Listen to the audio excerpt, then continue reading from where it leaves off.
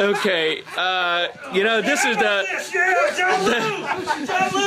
this is the male version. John Lou! It's not as pretty.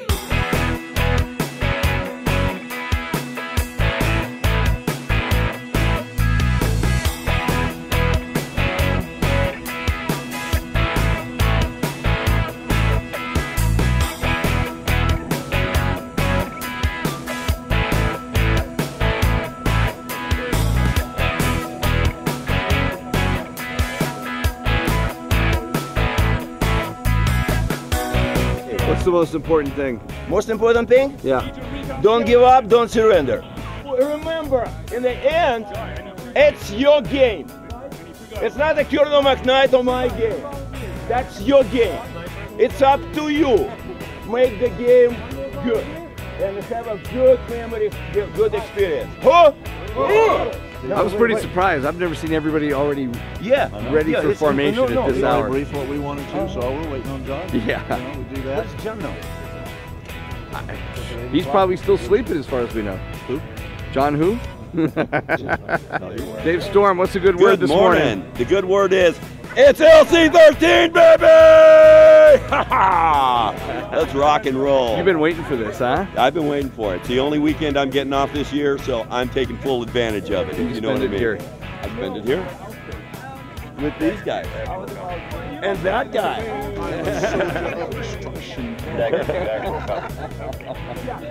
So that's it. I'm just ready to go, man. Oh yeah. How you doing this morning, Max?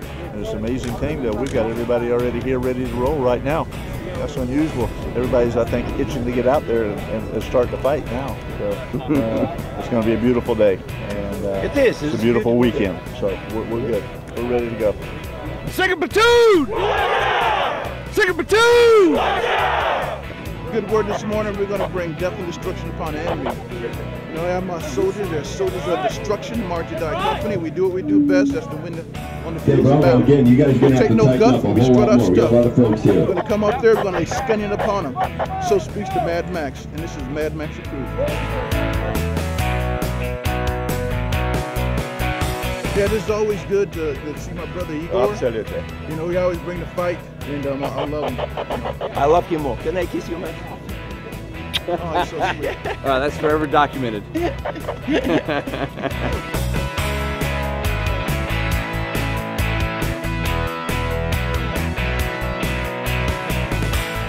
I'm so tired, but so super stoked, guys. Look at all these guys that are out here for Memorial Day. If you're not here, you're crazy. Yeah, right. Well, we got the plan set. We got troops rallied up. We're ready to head out and make something happen. Welcome to Operation LionClaws 13. LionClaws tradition started 13 years ago, and out of dare and a joke, and yeah, the truth. When I first approached Colonel McKnight about LionClaws 1, Colonel's reaction was, if you give me an opportunity to speak positively about U.S. servicemen and women, I will be there. And so I was very honored and very touched with his response. So we did LionClaws 1 back then. Do we have anybody here who was a LionClaws 1? Oh, God. 1, 2, 3. Yeah, there was only 80 people. So that was 13 years ago, and we're very lucky for the program to continue. It's a very meaningful tradition. Last summer, Master Sergeant Max Mullen invited me to celebrate his best day of his life when he became a member of an elite group, 75th Regiment, Rangers Hall of Fame.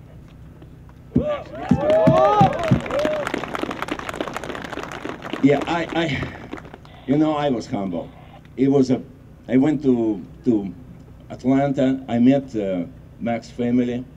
I met hundreds of soldiers, of like 3 generations of them.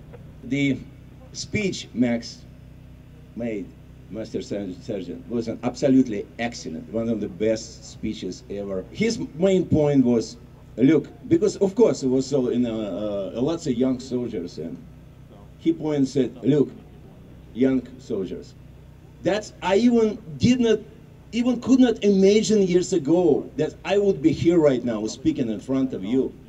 That's up to you, young gentlemen. Take it, work it, and you can, if I made it, you can make it as well. So it was very inspiring, and it was really good. It was great, and thanks, Max, for invitation. I really appreciate it. It is my heart.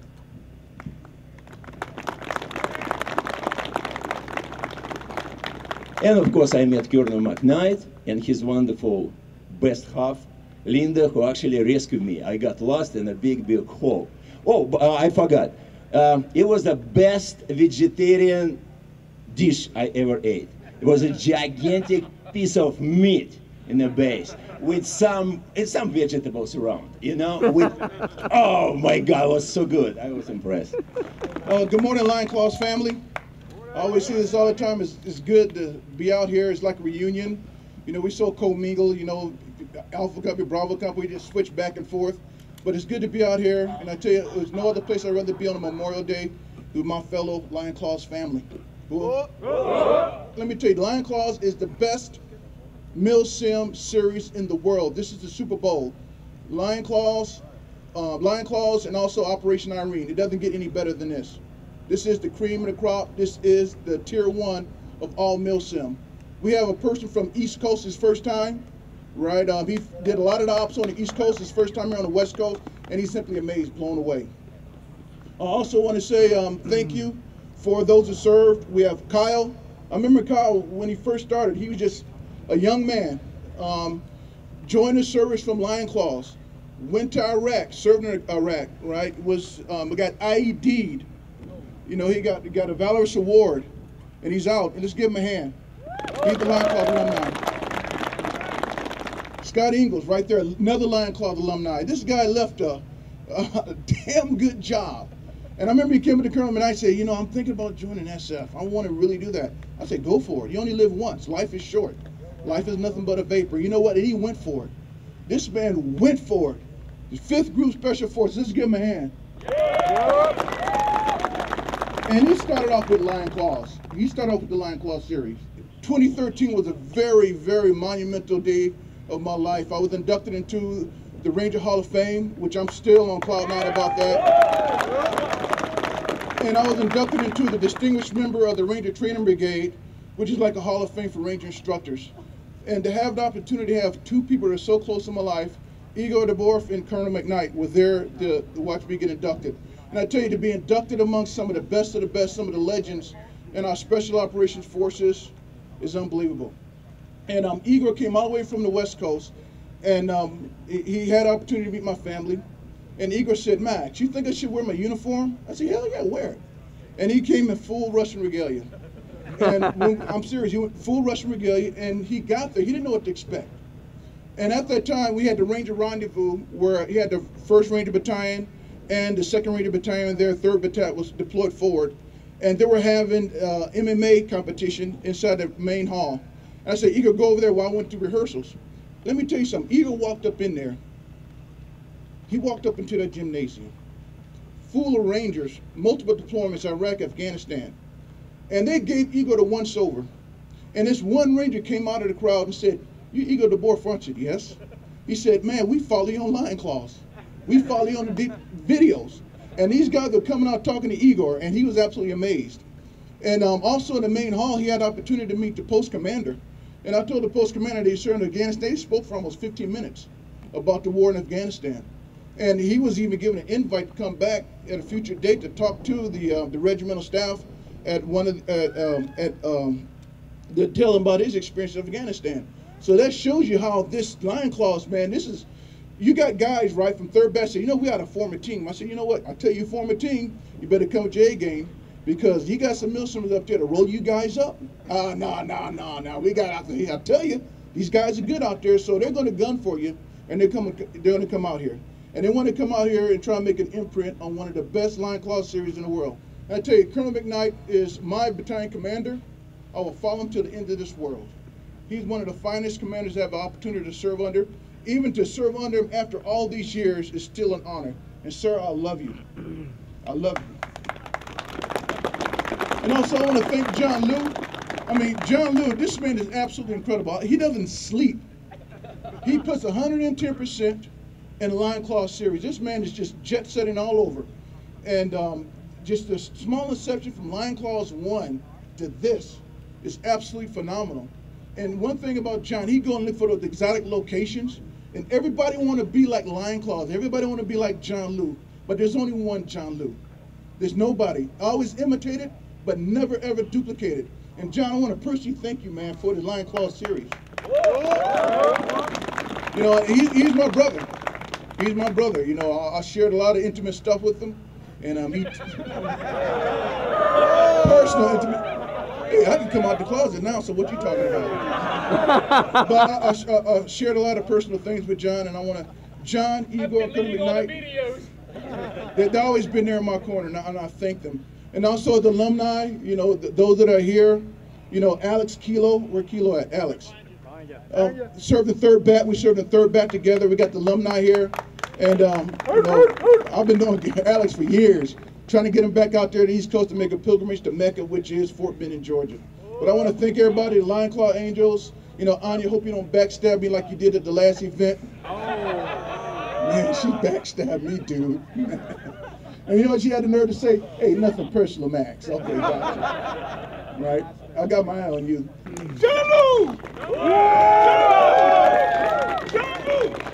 When I look at non-commissioned officers, the most important part of our military, our non-commissioned officers, I could have never, ever had a greater privilege and honor than to serve with Max. Memorial Day is very special because it is in memory and honor of those that stood up in the fight and ended up paying the ultimate sacrifice for us. So let's not forget how special it is what we're here for. And when I think about the opportunities I had in combat and unfortunately to lose some young men, it's something that stays with you the rest of your life, I promise you. It always will. How many people here have heard of the honor flight? The honor flights are all across the country, and they take our World War II veterans and now Korean War veterans to Washington, D.C. because they deserve the privilege of seeing the memorials that exist because of them. They deserve that. And many of them could never get there. Never get there. Because it's just not something that probably at 80 years old, 85, they're going to get to do. So this idea was put together about the honor flight. On March the 22nd, my wife Linda and I, my older brother, my 22-year-old grandson, who's been out here and played here before, my daughter and her husband, all 6 of us were part of an honor flight that went to Washington, D.C. on March the 22nd. As a matter of fact, we sort of did something that hadn't been done before, and it was probably the greatest privilege we ever had in our life. We chose to sponsor the entire honor flight so that nobody had to pay anything. And it's, you know, people say, wow, you know, what was that? It was $25,000, but folks, let me tell you this. I got $250 million out of it, okay? Because it's invaluable. It's invaluable to get to do that. And those of you that know about it, maybe some of you have actually done it already, you know what I'm saying. My veteran that I was with was Harry D. Harry told me right up front, he said, just so you know they have wheelchairs, but I don't need them. I'm very healthy, I can walk well. I said, Harry, you don't understand. You ain't in charge, I am.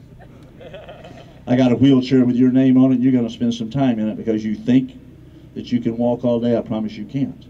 And I want you to be fresh when we finish. I want you to enjoy every second of it. And he listened. He really did.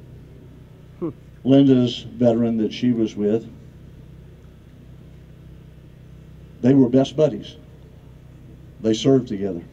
They lived in Sebastian, Florida. not far from each other now. But to show you the kind of men and women that we've had that serve our country, her veteran turned 92 years old just 2 days ago. You know what he gave himself for his 92nd birthday? He jumped out of a perfectly good airplane this morning. He did one of those tandem jumps down there in Sebastian, and I know it was successful because I've already got the report.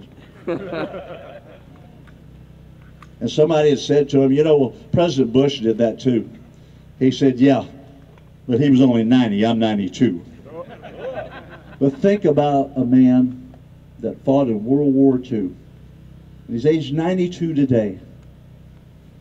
And he still has that spirit, the spirit that you and I live with from them every day.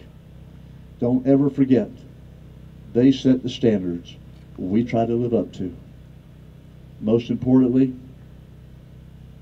remember the ones that have paid that ultimate price and made that sacrifice so that you and I can be here enjoying this today.